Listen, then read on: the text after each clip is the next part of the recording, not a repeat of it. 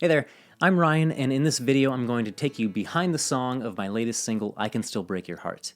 If you happen to have watched the last one I did for my song Get Lost, then you'll know that I'm just a huge fan of whenever an artist takes you behind the scenes of how a song is written or what happened in the studio, anything like that. So of course I had to take the opportunity to do that for my own music, so I hope you find this stuff interesting too, and let's get started. So I Can Still Break Your Heart was one of the later songs written on the album. We jumped into this studio in July of 2022, and I Can Still Break Your Heart actually wasn't even written until October, so a few months later in the year. It's one of those songs that came together actually pretty quickly, from the time where I sat down on the couch with a guitar in hand to when we pre-produced it in the studio to when we actually started tracking the instruments. It was a very tight timeline there. I think it was only really 2 or 3 days where I was writing the song, and I had already had studio time booked with my producer Alex Deason maybe a day or two after that. So wrote the song, jumped into the studio, we did some pre-production, and then we were actually tracking instruments that very same day. So happened pretty quickly, which is a great thing. It was a song where during pre-production we actually didn't have to make too many changes. Structurally it remained pretty much exactly as it was, but Alex definitely helped me fine-tune a few things. We made a few of the choruses and melodies punchier. Alex suggested this kind of offbeat change in the middle of each verse. It was actually a little difficult for me to get my head around at first because I'd been playing it one way, and he sort of introduced this interesting thing that made me kind of rewire my brain a little bit to actually get to a point where I was comfortable with it, but I'm so glad I did. I've actually had people on social media reach out specifically about this little part where there's kind of an offbeat change in the middle of these verses, so I think it was a good call in the end. That was pre-production when it was already written in the studio. So let me rewind the clock a little bit and take you back to when the song was written. So kind of an interesting story about that, and it involves this guitar you see sitting right here.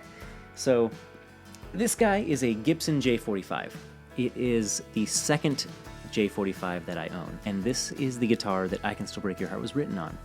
And when I purchased this guitar, late summer of 2022, when I received it from the Gibson factory, funnily enough, I actually hated it.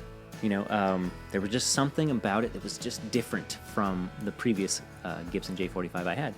And, that tends to happen with acoustic guitars especially. The wood's always going to be a little bit different. Maybe they used more or less glue. Who knows? There's just a lot of variants that can be different about an acoustic guitar, so they're never going to sound exactly the same. But when I received this one from the factory and I started playing on it, I just didn't like it. It didn't feel right to me. So it kind of bummed me out, made me a little bitter. I had considered sending it back to the factory entirely, but before I did that, I thought I'd, sleep on it for a little bit. So by that, I mean I set it down against the wall in my studio and let it sit there for a couple weeks. Sometimes I'd walk by it and sort of just sneer at it because I'm so bitter. But one day, I think it was like a Saturday or something, I decided to finally sit down and I said, I'm going to make myself like this guitar. So I did. I was strumming along. It was going fine. But something eventually happened. And what that was I finally came across this very simple but haunting little guitar lick. And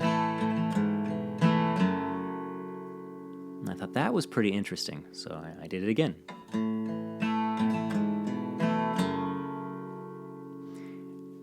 And it was that moment that I decided, you know what, I think I like this guitar. Because that ended up being the basis for the rest of the entire song. Everything else kind of just started flowing out pretty smoothly. Specifically, the first line of the song, which is, I feel like I'm running on empty.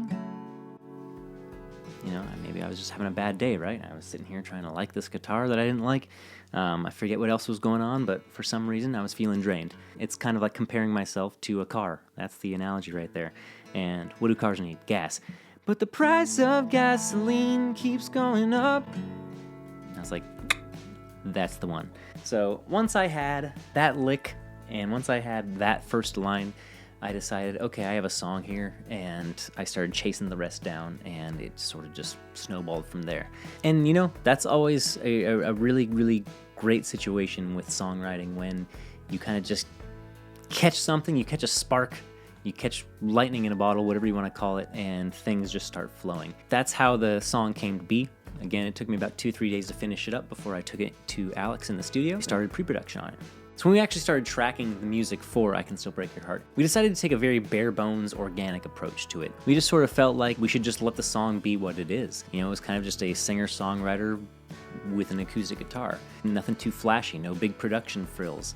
So that's kind of where we ended up. It was acoustic guitar, a vocal, a bass, and a drum. As it goes in the studio sometimes, we thought maybe there's some other organic instruments we could throw on this thing. It already had somewhat of a country vibe to it already, a country folky vibe. We even used Neil Young as a reference track. I think we threw on Harvest Moon and sort of kind of trying to reference that a little bit with how we wanted the tone and the instruments of I Can Still Break Your Heart to sound.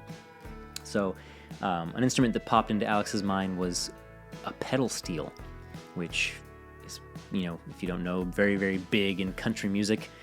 Certainly something I've never had on one of my songs before, you know, playing in rock bands and things like that.